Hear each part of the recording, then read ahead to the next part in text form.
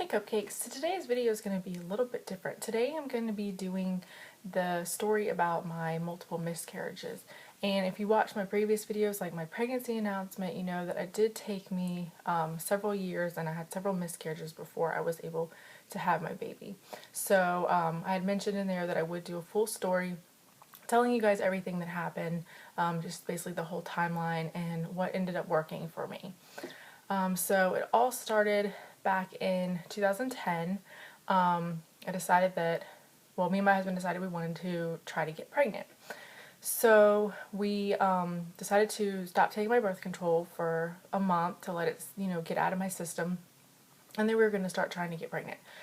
So the first month, we didn't get pregnant. And then the second month, I started my period and I figured, I didn't even take a pregnancy test. So I was like, okay, I'm not pregnant.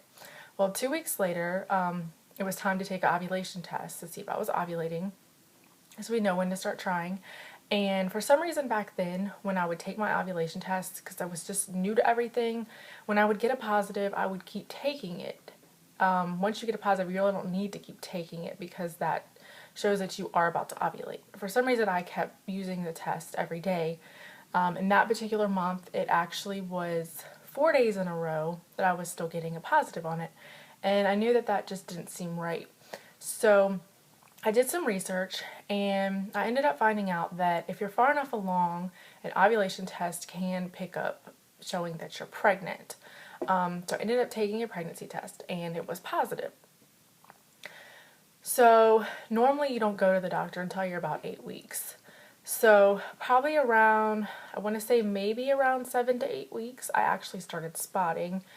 So of course I was freaking out and I went to the doctor and they said that I was measuring 6 weeks, 5 days, but I was actually should have been farther than that. And there wasn't a heartbeat. So my doctor told me that we would do a D&C to basically clear everything out. So we did that and then he wanted us to wait 3 months before we started trying to get pregnant again. That way my body could kind of get back on track and recover. So 3 months later, we tried to get pregnant, and the first month I did get a positive pregnancy test, and then the next day I started spotting. So that is basically considered what they call a chemical pregnancy. It basically means something just didn't go right from pretty much the very beginning. It's actually quite more common than people know because unless you're actually trying to get pregnant and you're taking a pregnancy test, you never would have known that you were pregnant in that situation because you just would have started bleeding just like it was your normal cycle. So then my doctor said, well, you've had these two, so we want to test you and see if you have low progesterone. Low progesterone is a pretty common reason for having miscarriages. It's very easy to diagnose and very easy to treat. The only thing you have to do is take a progesterone supplement for the first trimester. So he wanted me to wait the 3 months like normal, and then he was going to do a biopsy, which some doctors will just do a blood draw, but he said that doing a biopsy of the tissue would actually give you a more accurate reading. So we did the biopsy, and it came back that my progesterone was low. So those of you that don't know, progesterone is actually a hormone that your body produces when you're pregnant. Once you ovulate, your progesterone rises. If you get pregnant, it will continue to rise. If you don't get pregnant, it will drop. And that drop in the progesterone is what will start your cycle. So if your progesterone's not high enough, then you'll start bleeding and start your, shedding your skin and everything before you're ready because you were pregnant, but your body doesn't really understand that. So he did the biopsy and it came back that it was low. So of course I was really excited because I was like, okay, we found out what's wrong. I can just take the progesterone pills and everything will be fine. So he gave me the progesterone. I started taking it and the first month I didn't get pregnant. So what you do with the progesterone is you actually start it after you ovulate. You continue to take it for about 2 weeks to when you would take a pregnancy test. And you won't get your period if you're taking the progesterone. So you have to take a pregnancy test. If it's negative, you stop the progesterone, and then within a few days you'll start your period. If you are pregnant, then you continue to take it. So I stopped taking it, started my period. We tried the next month. At this point, one of my friends had mentioned that because I was using the really expensive pregnancy test, the Clear Blue Easy Digital. And she was telling me, you know, you don't really even need to use those. They're so expensive. You can just use dollar store ones. That's what I used, and it's so much cheaper. Especially when I was going through so many, because I would always test early and test, you know, a whole bunch of times. So I used those, and I used several of them, and they kept coming back negative. So I stopped taking my progesterone. Well, this month it had been 5 days and my period hadn't started. Well, the previous month it had started within 3 days. So I was kind of worried. So I took another pregnancy test, but this time I used my Clear Blue Easy ones because they are supposed to be, you know, super sensitive. And it came back that it was positive. So I was freaking out because I hadn't been taking my progesterone. So I immediately took it, and I kept taking it. And then probably maybe a week later, I started spotting again. But I was still early, so I didn't need to get a D&C this time. So I also forgot to mention, when my doctor put me on progesterone, he also put me on another medication called Clomid. It basically tries to regulate your cycle so you ovulate at the correct time, because if you ovulate too late, then that time from when you ovulate to the time you start your period, which is called your luteal phase, is too short, and that can affect you with your progesterone levels and with miscarrying also. So I was taking that, and just that will be more that will be make more sense later on when I get into the next part. So he told me that I didn't need a D&C or anything because it was still early. I was able to pass everything on my own. So then we started trying again. Now this time it was going on and on and on, and I wasn't getting pregnant. Well, prior, the other 3 times, it took me 1 or 2 months. So I really didn't understand why it was taking me so long to get pregnant. It ended up taking me 9 months this time. And I got pregnant, and I went into the doctor, and it was at 6 weeks. I was measuring 6 weeks one day, and 6 weeks one day, and there was a heartbeat. So I was taking progesterone, there was a heartbeat. I was like, this is finally it, you know, everything's great. So then we went back a couple weeks later. They actually, the tech was trying to tell me to come back at like 18 weeks, which they normally do. But I was like, no, you know, I've had all these miscarriages. There's no way I can wait 18 weeks. I need to come back in a couple weeks. And if anything, just make myself, you know, rest my mind and know that everything was okay. So I came back, I want to say it was maybe around 8 or 9 weeks. And I was still measuring at the exact same place, 6 weeks one day, and there was no heartbeat. So basically, either that last day that I was there or the day before, the pregnancy had stopped progressing. So I had to get another D&C, which for those of you who don't know, that's basically like a surgery. They put you under, they clean everything out, you wake up, and you really don't have to like take all the time to pass everything, and you know, it's supposed to be a lot quicker process. So this time my doctor was like, we need to send you to a fertility specialist, run some more tests, and they can monitor you and try to find out what's going on, because obviously there's more to it than just the progesterone, because I had been taking it that time and it still didn't work. So I went to go meet with my doctor over at the fertility clinic, which is the Jones Institute, which is very famous. They actually did the very first IVF cycle back in '84. And the thing that she really wanted to do was called a hysteroscopy. That's basically where they go into your uterus and they check it to see if there's any polyps, if there's any separations in there, basically just to make sure that your anatomy in there is correct and there's nothing inside that's not supposed to be there. But unfortunately, my insurance company would not cover that because they're very finicky about covering anything that has to do with infertility, which mine's like one of the few insurance companies that they've dealt with that wouldn't cover that. And it cost about $1,400 for them to do the procedure. So I was like, you know what, let's just keep trying. She was going to run some blood work and check for other things and just see, you know, if there was anything else wrong. So we kept trying, and I had also mentioned, because I had researched a lot and been on a lot of message board, and I had found that a lot of people were using a blood thinner which was called Lovenox. It's basically a daily shot that you take, and a lot of people were having success with it. So I asked her if I could do that when I got pregnant, and she said, sure, you know, there's no problem, we'll go ahead and try that. It's basically used for people that have clotting disorders, but sometimes they just use it in your first trimester, even if you don't have one. But she didn't test me for the clotting disorders. She just said, we'll go ahead and start it. So that made me feel a lot better because I really had a good feeling that this would work. So about a year went by and I still hadn't got pregnant again. And I was really starting to worry, like, why am I having such a hard time getting pregnant now?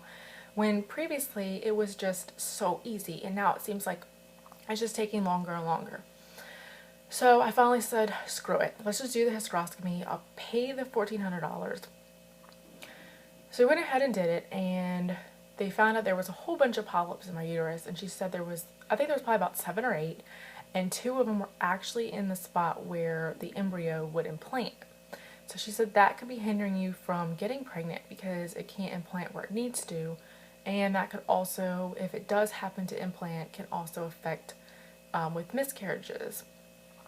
So she removed all the polyps, and then the next month we tried to get pregnant, and I got pregnant right away. So I was like, that must have been what was the issue, was the polyps, because I got pregnant right after they removed them. So with that pregnancy, probably around 4 to 5 weeks, it wasn't long after I found out I was pregnant, I started spotting again. So of course I was freaking out, and you know, I was like, what now? I thought we had solved everything. Why is this still happening? So I went in and they did an ultrasound, and the blood that she saw in my uterus was actually not anywhere near where the embryo was, and actually there was 2, looked like 2 sacs in there, which, you know, she was thinking would have been twins. And she told me that a lot of times with twin pregnancies you do spot. It's a lot more common, and it was like a brown spotting. And she said that's probably what it was. It's probably just because it was twins. So she wanted me to come back a week later and check everything because I was still only about 5 weeks, so it was too early to really tell if everything was okay. So I came back a week later, and one of the sacs, nothing had developed in, and it actually kind of, the shape of it had changed, but the other one, something did develop and there was a heartbeat there. So I was so relieved. You know, I was like, everything's going to be okay this time because there's a heartbeat and we've got the progesterone and everything else. She didn't want to start me on the Lovenox because I was bleeding, so she didn't want to give me a blood thinner. So I went back the next week, which probably would have put me around 7 weeks, and the embryo was still measuring 6 weeks one day like it was previously, and there was no heartbeat again. So this time I said, I don't want to do another D&C. I don't want to go through another surgery. I'm just going to take the pills that they give you, which will help you pass everything. And it was a very long process. I had to take them several times. I had to keep going back so they could check and make sure that everything was gone, and keep taking more.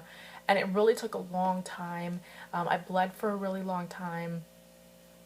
And then after that, we're of course going to try again. So after I stopped bleeding, I decided to wait 1 month to let my body adjust back, you know, let one cycle go through, because every time I would have a miscarriage, my next cycle would just seem really short and wonky. So I wanted to give it one good cycle to get myself back on track. So this is going to put us at December of 2013. So that was the first month we started trying, and I got pregnant. So this time we started the Lovenox right away, pretty much right at 4 weeks when I found out that I was pregnant. And I was super stressed the whole time. She brought me in at 7 weeks to do an ultrasound, which previously none of my pregnancies had made it to 7 weeks. Everything had ended before I hit the 7-week mark. So I actually went in, I was in my 7th week. I forgot exactly what day I was on, but I was, you know, in the 7th week. So I was past, you know, the point I'd ever been to before. And there was a heartbeat. So of course we were super excited because we never made it that far. And it seemed like we had finally figured something out, because to make it past where everything had always ended, it really gave us a lot of hope. So she monitored me. I came back every week. I came back at 8 weeks. I came back at 9 weeks. Everything was still good. I was still taking the Lovenox. I was still taking the Progesterone, and I was also doing baby aspirin, which is another common thing that they'll give you if you've had miscarriages. And then she was like, well, you know, everything looks so good. You've made it past this point. I'm going to go ahead and release you back to your regular doctor, back to your OB. And she told me I could stop taking the Lovenox at 12 weeks after the first trimester, which I really was super scared to do that because this was the first pregnancy I'd taken it, and it was the first pregnancy I'd made it this far. So I really did not want to stop taking it. And at that point, they hadn't even tested me for the clotting disorder. So I was like, well, what if I do have a clotting disorder and I stop taking this and I develop a blood clot? So she sent me back to my OB, and he actually sent me over to a high-risk doctor so that they could test for clotting before we actually stopped taking it to make sure there wasn't any clotting. Sorry guys, the sun keeps going behind the clouds, so if this light is really crappy, I'm sorry. But anyway, he sent me to the high-risk doctor. They did the full panel of the clotting disorders and everything came back normal, but I was still afraid to stop taking it. So my doctor was like, if you really want to keep taking it, you can keep taking it, but you have to stop it at 36 weeks. Because if you're on these blood thinners and you go into labor, you can't get epidural. And I definitely wanted to get epidural. So we made an agreement that I would stop taking the baby aspirin at 34 weeks because that stayed in your system longer. And I would stop taking the shots at 36 weeks because that only took about a day to get out of your system, where the baby aspirin took like 2 weeks. So of course my whole pregnancy I was super stressed, super freaked out. But I tried to have hope because I had made it a lot farther than I had ever made it before. So here we are now. I finally had my baby. I had him August 30th and he is just perfect.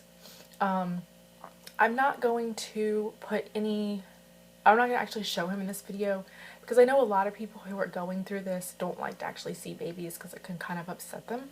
But I will link down below different videos that you can see him in. I do have my birth story and all that, and a couple other videos with him. So I'll link that down below so you can check it out if you feel up to it. And I just wanted to let everyone know, the reason that I wanted to make this video was when I was going through this, I felt like I needed somebody to talk to. I would go on message boards and talk to people, and it really made you feel better because you felt like you weren't alone, and you felt like you know, you weren't the only one going through it. And it also helped me because I would see what worked for other people and try to implement that into my diagnosis and everything, and try to find different routes to go. And I feel that that really helped me because I took the Lovenox, which was completely my suggestion. Now, I don't know, my doctor may have ended up trying it, but I strongly suggested that from the first time I met the fertility doctor, and it was something I definitely wanted to do. And I never would have asked for that if I wouldn't have been on all these message boards and seen that it worked. So I'm hoping that, you know, everything that I went through will help you guys out in some way. And if you need anybody to talk to, or if you have any type of questions, you can leave a question down below. You can always tweet me. If you want to talk but you don't want to, you know, do it publicly, you can always send me a message on here, and I'll be more than happy to answer your questions and respond to you guys. So I just want to thank everybody for watching. Don't forget you can follow me on Twitter and Instagram at Cupcake Shark. Don't forget to subscribe, because I have lots of awesome videos, a lot of variety, and you will see more of my baby. So I just want to thank you guys again for watching. Thanks for all of your support. Bye.